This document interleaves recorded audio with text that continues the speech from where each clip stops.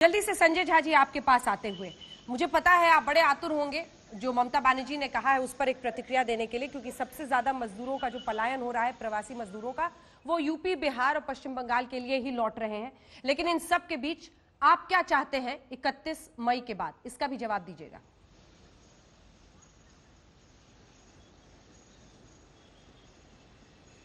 ऐसा है कि अभी करीब 30 लाख मजदूर बिहार लौट आए हैं। 18 लाख ट्रेन से और लगभग 12 लाख बाय रोड बस से और दूसरे मीन्स से बिहार लौटे। और आज भी लगभग 80,000 मजदूर आए हैं। आज हम लोग का लास्ट डे था जो श्रमिक ट्रेन जो चल रहा है उसके आने का, लेकिन जो जानकारी मिली है अभी अगले 2-3 दिन और आएंगे। हाँ। अब जो आज आए हैं उनका अगला 14 दिन तक क्वारंटीन होना है।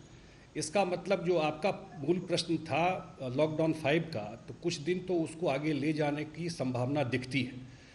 अब उसमें क्या खुला जाएगा, क्या किया जाएगा, आज भी मुख्यमंत्री जो जिला के जो कलेक्टर हैं या एसपी हैं सबसे दिन भर वीडियो कॉन्फ्रेंसिंग से फीडबैक लिए हैं। और कल गृह मंत्री जी का भी फ़ोन आया था, और पीछे भी वो लगातार अमित शाह जी मुख्यमंत्री जी के को फ़ोन करके फीडबैक लेते रहे। अभी आपके चैनल में मैंने सुना कि एक बार अभी फ़ोन आया था, पीछे भी उनका फ़ोन आता रहा है और वो फीडबैक लेते रहे हैं कि स्टेट में क्या चल रहा है और क्या होना चाहिए।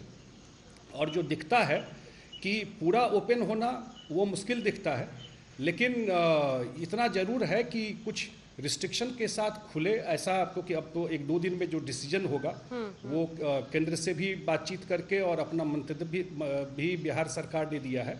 लेकिन एक चीज़ ज़रूर है कि जो मुख्यमंत्री जब जो हमारा क्वारंटीन सेंटर है उस पर जब पर्सनली इंटरेक्ट किए हैं जो मजदूर लोग आए हैं, तो उससे काफ़ी कुछ एक क्लैरिटी मिली है। बहुत लोग वापस जाना नहीं चाहते, वो लार्जली अब बिहार में रह के ही काम करना चाहते हैं। तो एक चैलेंज स्टेट के लिए भी है कि आगे हम लोग कैसे अपॉर्चुनिटी स्टेट में क्रिएट करते हैं कि लार्जली ये फीडबैक मिला है। और जहाँ तक आपके लॉकडाउन का बात है, वो कुछ ना कुछ, क्योंकि जब तक ये क्वारंटीन पीरियड पूरा नहीं होगा बिहार में, तो किसी न किसी फॉर्म में तो लॉकडाउन रहेगा। ठीक है, आप चाहते हैं कि लॉकडाउन किसी न किसी फॉर्म में, किसी न किसी रूप में आगे बढ़े। राघव चड्ढा जी, लेकिन आपकी पार्टी इससे सहमत नहीं है।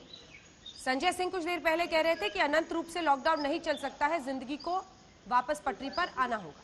राघव जी, देखिए, जब माननीय प्रधानमंत्री जी ने देश में लॉकडाउन लागू किया था तो उनका भी एक ही मकसद था, और वो ये था कि तमाम राज्य सरकारों को थोड़ा समय दिया जाए कि वे अपनी स्वास्थ्य व्यवस्था को दुरुस्त कर लें। पर्याप्त मात्रा में ICU bed, critical care bed, ventilator, PPP kits, RTPCR kit, इन तमाम चीज़ों का एक व्यवस्था बना लें। लॉकडाउन कभी भी अंतहीन नहीं हो सकता।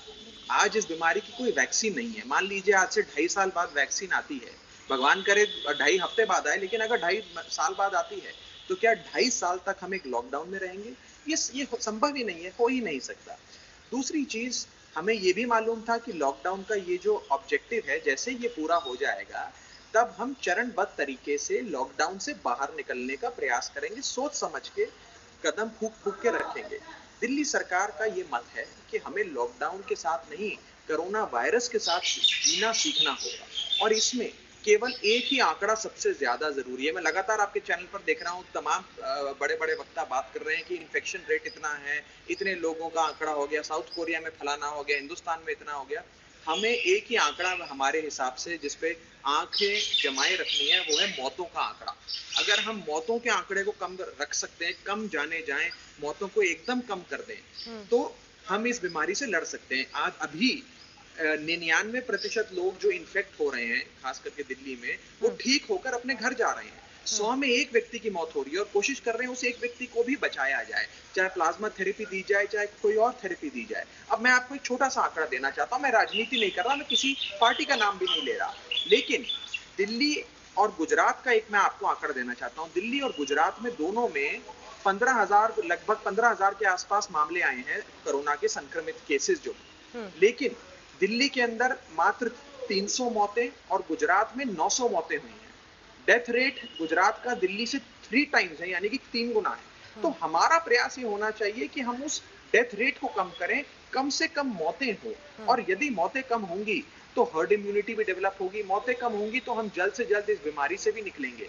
एक चीज और मैं ये कहना चाहूंगा कि कहीं ऐसा ना हो कि इस लॉकडाउन के चलते भूखमरी से लोग मरने लग जाएं, अर्थव्यवस्था इतनी चौपट हो जाए कि अन्य कारणों से लोग अपनी जान से हाथ धो बैठे, तो सोच समझकर कदम फूंक फूंक के रखकर हर राज्य सरकार को अपनी व्यवस्था बनाने के बाद आज हम ये कह सकते हैं कि दिल्ली के अंदर हमने स्वास्थ्य व्यवस्था पर्याप्त मात्रा में बनाई है माननीय मुख्यमंत्री अरविंद केजरीवाल जी की लीडरशिप में। और आज हम फूंक फूंक के कदम रखते चरणबद्ध तरीके से इसे खोलने के विचार हम लोग रखते हैं।